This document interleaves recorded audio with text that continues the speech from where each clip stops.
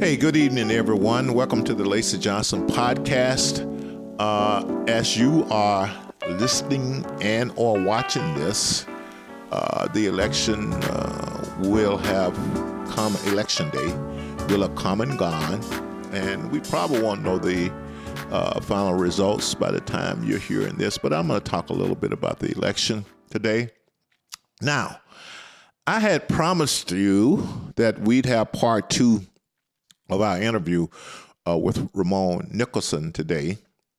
Ramon, if you remember, was a young man who has said he was wrongly imprisoned for 15 years for a crime he didn't commit, and we were examining the criminal justice system with him. We're going to follow. Today was supposed to be part two of that interview, where we would ask him the obvious question that a lot of you have on your mind is, everybody who's in, well, I shouldn't say everybody, most people who are in prison or were in prison will tell you they were innocent. Why should we believe you, and talk about the evidence and stuff like that. Unfortunately, in our world of high tech, every once in a while the tech bails on us and it causes us issues. Long story short, we're having some technical difficulty connecting the audio and video feed with Ramon for the interview.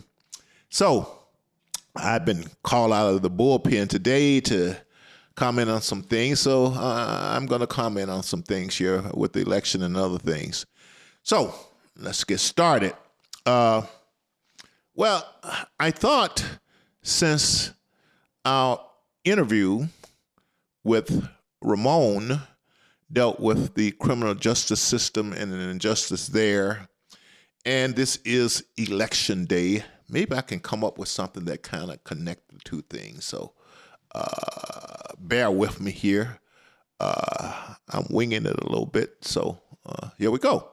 Well, I'll start with a quote that I use in a promo to get people out to vote. And I'm paraphrasing here. I started off with Winston Churchill, Prime Minister of Great Britain during World War II, who once observed that democracy is the worst form of government except for all the rest of them. And I say that because I think he's right, but I say that to connect the issue of election with our plan talk about the criminal justice system. I've always said to people have the same sentiment about the jury system. It's the worst form that you can think of except for all the rest. And I say that from the standpoint of, let me come at it this way. I say to my friends, if I'm guilty of a crime, let me rephrase that because guilty can be a technical term. If I actually committed a crime, give me a jury. If I didn't commit a crime, juries scare me. They scare the hell out of me. They really do. And like I say, I'm kind of winging it here, but I once studied Edward Bernays. And if you haven't heard that name, I encourage you to go out and Google it. Edward Bernays, I consider the father of propaganda. And I was watching a documentary. And by the way, Sigmund Freud, nephew, they say when they went in and Nazi Germany, and we finally won that war, that they went in and found a copy of his book, Propaganda, on the bookshelves of the people in the Nazi regime. But where I'm going with that, our founding father, the framers of the Constitution, did a pretty good job of developing an infrastructure, a framework, a set of laws and rules and rights. They did a pretty good job in setting that up. However, as they said in the documentary on propaganda, they did not at that time have knowledge of the fact that people are not as logical as you think they are. We've done a lot of research on brain science since then, which shows that our five senses are so limited in what they can do and perceive, how it passes that information on to our brains, and our brains default to a state where it's basically acting on emotions and instincts, and then the logical part of our brains line up with our emotions and instincts. And what they were pointing out is that the framers of the Constitution wasn't aware of this. They assumed that people were logical and vote for, and if they were, they probably would have put some more safeguards in the Constitution. The other thing is that they weren't foresightful enough, and no one could be, to see the common technology. I don't think they could have, in their wildest dream, imagined the government having access to just about everything we do and say via technology. And so if they did, they would have built some more safeguards into the Constitution. And just bear with me. What I'm saying is that just like government and democracy that can be at times, shall we say, imperfect, the same thing with our criminal justice system. And that's why, all these things are within our control, I'd say, via our voting. And that's why it's so important for us to get out and vote today. We don't know the outcome of the coming election. We do know that, generally speaking, the party that controls the White House generally lose seats during the midterms, and sometimes a lot. And that it appears to be that way. We do know that people tend to vote economics, as when Bill Clinton was running for president, the mantra was, it's the economy, stupid. And we do know that, and this has been proven, I think, by clinical psychologists, that liberals tend to think of people and keep them forefront. That's the most important thing, everybody getting along and feeling good. Whereas conservatives tend to want a neat order in things and about processes and systems. And so that's going to be, I think, reflected in this election, where issues that's important to liberals versus conservatives, I think things like abortion rights, that's important. It's not so important to a great part of our economy. So long story short there, people are predicting the Republicans are going to gain some seats. I think when you think about it, the role of the House of Representatives and the Senate taking the majority in the House of Representatives, I think you're going to see a lot more, well, shall we say, different things being investigated than what has been going on for the past, 4 years under the Democratic leadership in the House. I think that's both good in that. I also think that if the Senate also becomes Republican, there's going to be that dynamic between the president and Congress.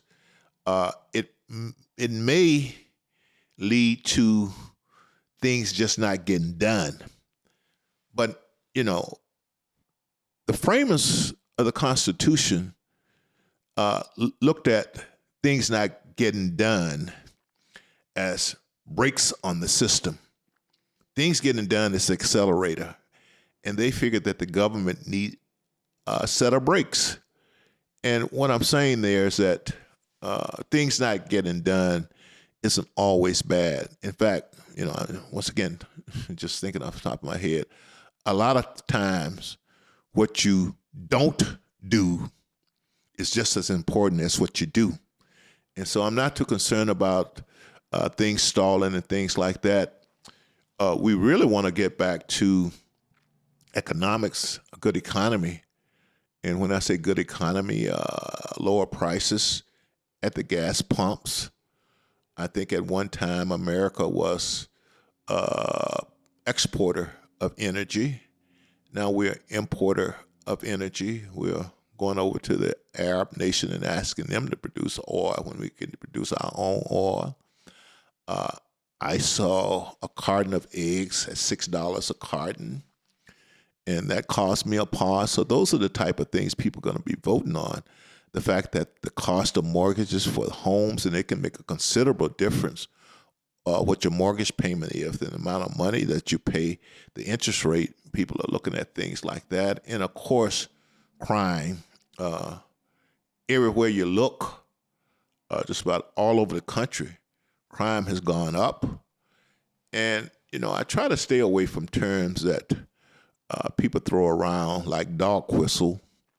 But a lot of our politicians have been given the dog whistle okay to people to commit crime and to go out and riot. As long as you are supporting us, we have a situation where there are groups, and I'm assuming they're going to have the best intention, at least for the sake of arguments, who are basically bailing criminals out of jail, no matter how horrendous the crime is. We have people who don't want to punish criminals. And let me just say this, and I'm going to get real for you here. A lot of these people are doing that because they are feeling sorry for poor people, black people, or whatever. As a black man who grew up relatively poor, I don't want your favors.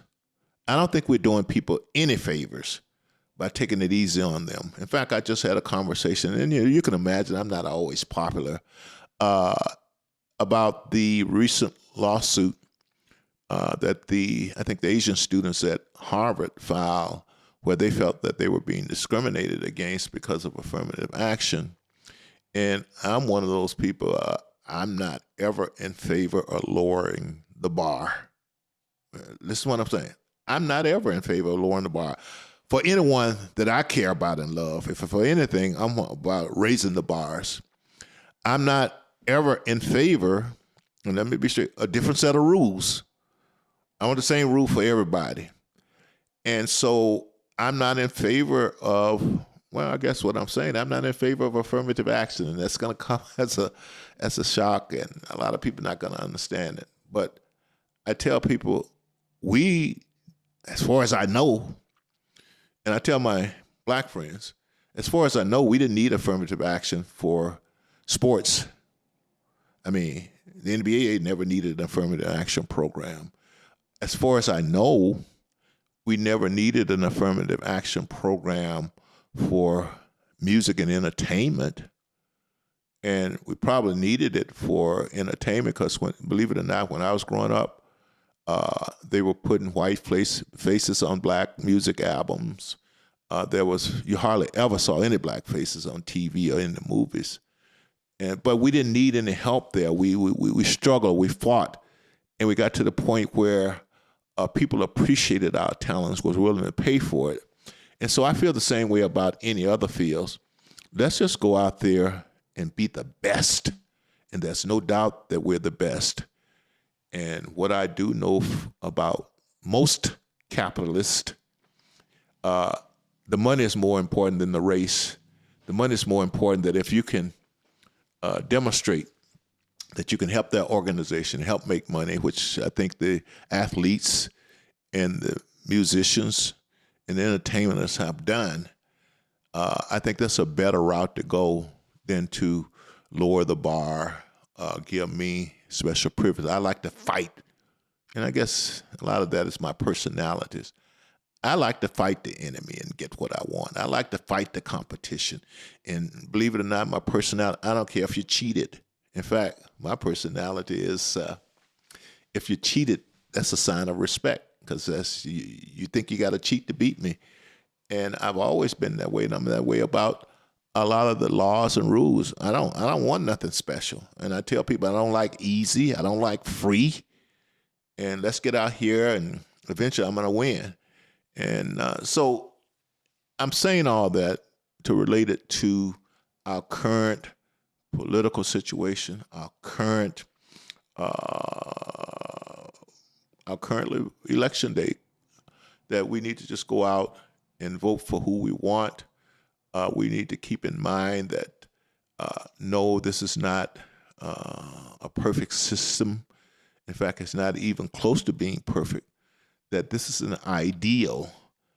And the thing about it, I like to see us as a country to be able to argue, disagree, sometimes vehemently. I'm not one of those who want to censor speech. I'm not one of those who's a big believer in punishing people for quote unquote hate speech. In fact, I've said it before, as far as I'm concerned, you're free to say anything you want to say, as long as you're not breaking the law. And I like to see us get that as an attitude as a country.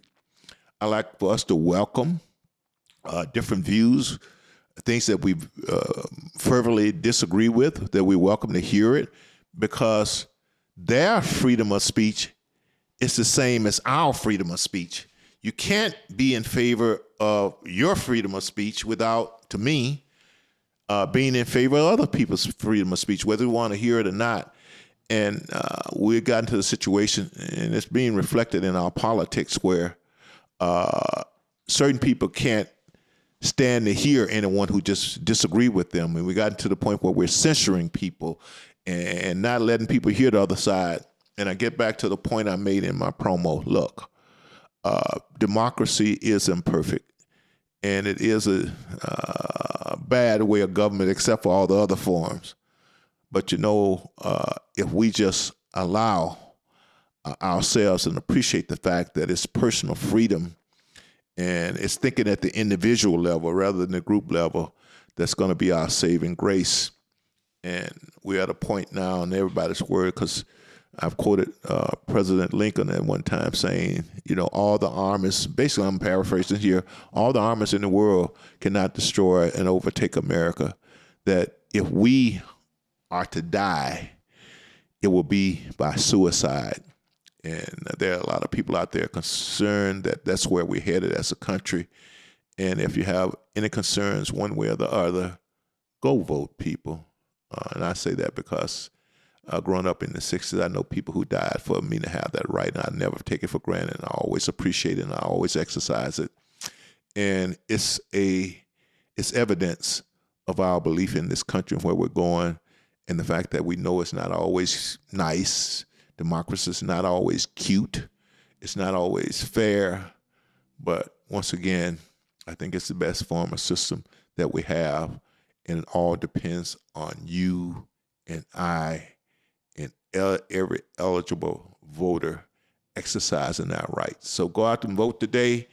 Let's look for the outcome somewhere within the next few weeks. And by the way, Jimmy Carter and I think it was Jim Baker did have a commission that said mail-in votes is the biggest way that people cheat in elections. So keep that in mind when you're having people want to push all these mail-in votings. And you can go back and take a look at that. I think it was back in the 90s. And so it's known that if you want to cheat, have a lot of mail-in votes. I think we should require people voting in person, and we should require IDs and everything else to ensure the integrity of our voting system. And one last thing, we should have an audit trail. Just like when you're dealing with financial matters, and I look at votes as kind of like money, we should always be able to audit votes. And when you got mail-in votes, and some states are separating the envelope from the ballot, and you can't go back and match everything up, that's a system that's right for someone to take advantage of it and cheat. And you can almost guarantee it. If there's a system out there that allows people to cheat, people will cheat. Okay, I didn't want to end on necessarily that bad note. I'm very positive about where we're at.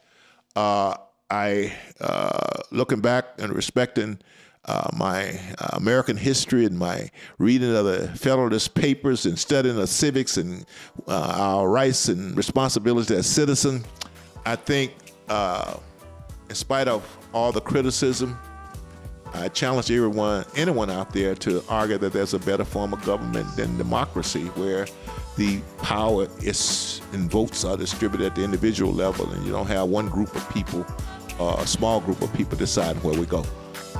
Thanks very much. Like I say, we will bring you the Ramon Nicholson interview part 2 next week due to the technical difficulties we had this week.